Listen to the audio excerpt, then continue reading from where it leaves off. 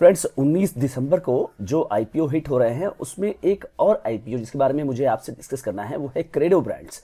Credo brands IPO ये hit हो रहा है 19 दिसंबर को। इसकी जो मेन जो ब्रांड है वो आप लोग जानते होंगे, मफ्ती करके इसकी ब्रांड है जो सभी लोग जो है वियर करते होंगे। ये कंपनी बेसिकली टेक्सटाइल वियर में काफ़ी अच्छा काम करती है और इस कंपनी का आईपीओ आ रहा है। तो देखते हैं इस आईपीओ में क्या करना चाहिए, क्रेडो ब्रांड या मफ्ती इसमें करना क्या चाहिए, अप्लाई और अवॉइड। इस वीडियो को कंप्लीट देखिए, उसके बाद अपनी राय बनाइए और अपने पैसे को एक सही दिशा देने की कोशिश करिए। फ्रेंड्स आइए इस वीडियो को शुरू करते हैं। अब फ्रेंड्स अगर आप देखिए तो इस कंपनी की स्थापना 1999 में हुई क्रेडो ब्रांड्स मार्केटिंग लिमिटेड के रूप में, और ये ऑफर करती है cloth for men and its flagship brand Mufti. 1998 में कंपनी के जो प्रोडक्ट रेंज है वो केवल टी शर्ट थे और टी शर्ट ट्राउजर, और आज के डेट में कंपनी ऑफर करती है wide range of product include sweatshirts, jeans, cargos, chinos, jackets, blazer and sweaters. तो इस तरह से कंपनी के जो प्रोडक्ट्स है 1998 से टी शर्ट्स वगैरह से शुरू होते हुए काफी ये डाइवर्सिफाइड कर चुके हैं।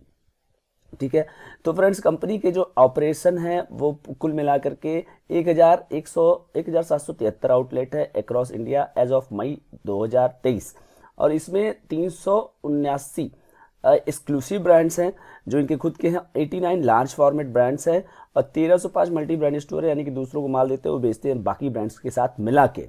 अब कंपनी का जो एक्सटेंशन मेजर मेट्रोपॉलिटन सिटी से लेकर 3 टायर सिटीज में कंपनी काम करती है, और कंपनी का प्रेजेंट जो है 582, 598 और 569 सिटीज में 3 सालों में, पिछले 3 साल में ये बढ़ता हुआ आपको नजर आ रहा है। कंपनी की डिजाइन टीम 15 मेंबरों की है फ्रेंड्स, तो आप देख सकते हैं कंपनी की डिजाइन टीम 15 मेंबरों की है, जिसने कि 1348 डिजाइन 2023 में ये किए हैं। तो 15 मेंबरों से इन्होंने काम करा लिया, तो काफी एफिशिएंसी, यानी कर्मचारियों से ज्यादा काम ले लेते हैं, ये एक अच्छी बात है। फ्रेंड्स बिजनेस तो हम लोगों ने समझ लिया, आप देखते हैं कि फाइनेंशियल्स की स्थिति क्या है, कंपनी का परफॉर्मेंस जो है पिछले 3 सालों में क्या रहा है। देखिए एसेट्स पे देखिए 416 करोड़ का एसेट्स मार्च 2021 में, मार्च 2022 में 476 करोड़, देन 574 करोड़। तो कुल मिलाकर के एसेट्स धीरे धीरे बढ़ता हुआ नजर आ रहा है। छोटी कंपनी है, आप इससे अंदाजा लगा सकते हैं, 500-600 करोड़ रुपए के आसपास का एसेट्स है। Revenue 261 crore, then 354 crore, then 509 crore, और उसके बाद अभी एक क्वार्टर का जो है उन्होंने 119 करोड़ के लिए किया है, तो 120 मान लीजिए, तो इसको 204 से गुणा कर लीजिए तो 480 करोड़, यानी कि पिछले साल के मुकाबले अगर एवरेज यहाँ पे उसी तरह से रहा तो उससे कम आएगा। प्रॉफिट आफ्टर से 3 करोड़ 44 लाख, 35 करोड़ 74 लाख, देन 77 करोड़ 51 लाख। ये 3 करोड़ का ये हो गया 77 करोड़, मतलब कि आश्चर्यजनक तरीके से प्रॉफिट आपका बढ़ गया है, और 8 करोड़ एक क्वार्टर का है। Net worth 192 crore, then 335 crore, then 235 crore, then 281 crore, then 289 crore. Total borrowing जो है वो 15 करोड़, 13 करोड़, देन 10, अभी फिलहाल 11 करोड़ की बोरोइंग इनकी है। अब फ्रेंड्स की परफॉर्मेंस इंडिकेटर में देखिए, ये आईपीओ आपको 23 के मल्टीपल पे मिलता हुआ नजर आ रहा है। आरओई जो है 30% के अराउंड है, और आरओसीई जो है वो 28% है। दोनों एक अच्छे कैटेगरी में है। डेट इक्विटी भी ठीक ठाक है, और ईपीएस यहाँ पे 0.54 यानी कि 1 से भी कम, और आर रिटर्न ऑन नेटवर्थ जो है वो 30%, तो 22 का पी मल्टीपल है फ्रेंड्स यहाँ पर। और आदित्य बिरला फैशन की बात करेंगे, इनसे कंपैरिजन करेंगे, तो यहाँ पे ये कंपनी अभी फिलहाल नुकसान में जाती हुई दिख रही है। गो फैशन से कंपेयर कर रहे हैं जिसका कि पी मल्टीपल 88 है। अरविंद फैशन से कंपेयर कर रहे हैं जिसका पी मल्टीपल है 57, और केवल किरण से कंपेयर कर रहे हैं जिसका है 40। इन सब के मुकाबले जिनसे इनका कंपटीशन है, इसके मुकाबले जो है ये यहाँ पर ये कम ये करने की कोशिश इन्होंने की है। तो वैल्यूएशन यहाँ पे ठीक ठाक यहाँ पे रखने की कोशिश की गई।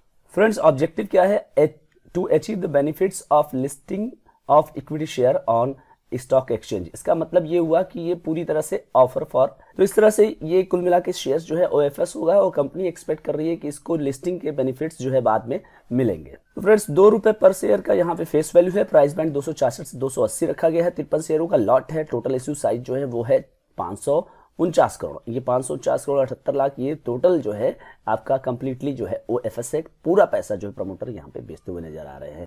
फ्रेंड्स जो आईपीओ खुल रहा है वो 19 दिसंबर को खुल रहा है और बंद हो रहा है 21 दिसंबर को। अलॉटमेंट की जो बेसिस होगी वो 22 तारीख को है, और 26 तारीख को आपका पैसा रिफंड हो जाएगा, और क्रेडिट होगा आपके डीमैट अकाउंट में 26 तारीख को ही। किसके लिए कितना रिजर्वेशन है फ्रेंड्स, क्यूआईबी कैटेगरी के लिए 50% है, रिटेल कैटेगरी के लिए 35% है, और एनआईआई के लिए 15% है, यानी कि 35% यहाँ रिटेलरों के लिए रखा गया है। रिटेल कैटेगरी में एक लॉट के लिए 53 शेयरों के लिए 14,840, रिटेल मैक्सिमम 13 लॉट के लिए 689 के लिए 1,92,920 और HNIS कैटेगरी में 14 मिनिमम और 742 शेयरों के लिए 2,07,760, मैक्सिमम 67 शेयरों के लिए 3,551 शेयर के लिए 9,94,280 और HNIB कैटेगरी में मिनिमम 68 शेयरों के लिए 3,604 शेयरों के लिए 10,09,120। ये है आपके लिए ये फिगर, तो आपको याद रखना है ये फिगर, जिसमें भी आप शूट करते हो उसमें आप करेंगे। फ्रेंड्स, इशू के पहले जो प्रमोटरों की हिस्सेदारी थी वो थी 66% और अब हो जाएगी 53%। इशू में जो एंकर जो इन्वेस्टर हैं, बड़े बड़े जो इन्वेस्टर्स हैं, उनके लिए यहाँ पे 166 करोड़ रखा गया है, जो कि लॉक रहेगा अगर उनको मिलता है शेयर तो 50% 5 फरवरी तक और उसके बाद के 50% 29 अप्रैल 2024 तक।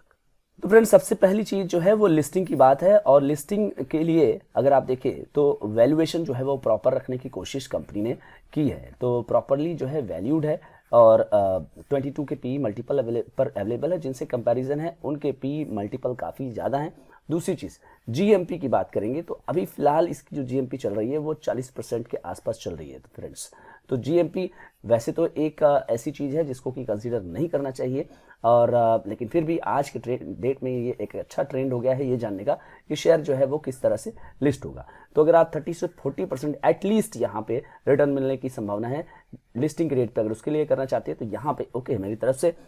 दूसरी चीज़ है फ्रेंड्स, अगर लॉन्ग टर्म इन्वेस्टमेंट की बात की जाए, क्या इसको अपने पोर्टफोलियो में जगह दी जानी चाहिए। फेयरली वैल्यूड स्टॉक है, टेक्सटाइल सेक्टर का स्टॉक है, वफ्ती एक अच्छा ब्रांड है और कंपनी का परफॉर्मेंस, कंपनी के जो फाइनेंशियल्स हैं वो ठीक ठाक नजर आ रहे हैं। लेकिन एक चीज़ है यहाँ पे जो रिस्क फैक्टर होता है, क्योंकि ये सेक्टर काफ़ी कॉम्पिटिटिव है और लो मार्जिन का सेक्टर है, तो कॉम्पिटिशन जो है हाई रहेगा। उस हिसाब से आप सोच लीजिए, क्योंकि मान्यवर से लेकर के जो बड़ी बड़ी कंपनियां हैं जैसे, तो जो इनके कॉम्पिटिटर्स में है एबी फैशन, तो वहाँ से थ्रेट हो सकता है, ये तो एक मेजर थ्रेट रहता ही है। लेकिन ओवरऑल कुल मिलाकर के लॉन्ग टर्म के लिए भी एक ठीक ठाक कंपनी नज़र आ रही है फ्रेंड्स। तो मेरे हिसाब से दो राय मैंने अपने तरफ से दी है। बेस्ट जो भी आपको एक्शन करना है अपने फाइनेंशियल एडवाइजर से ज़रूर संपर्क करें।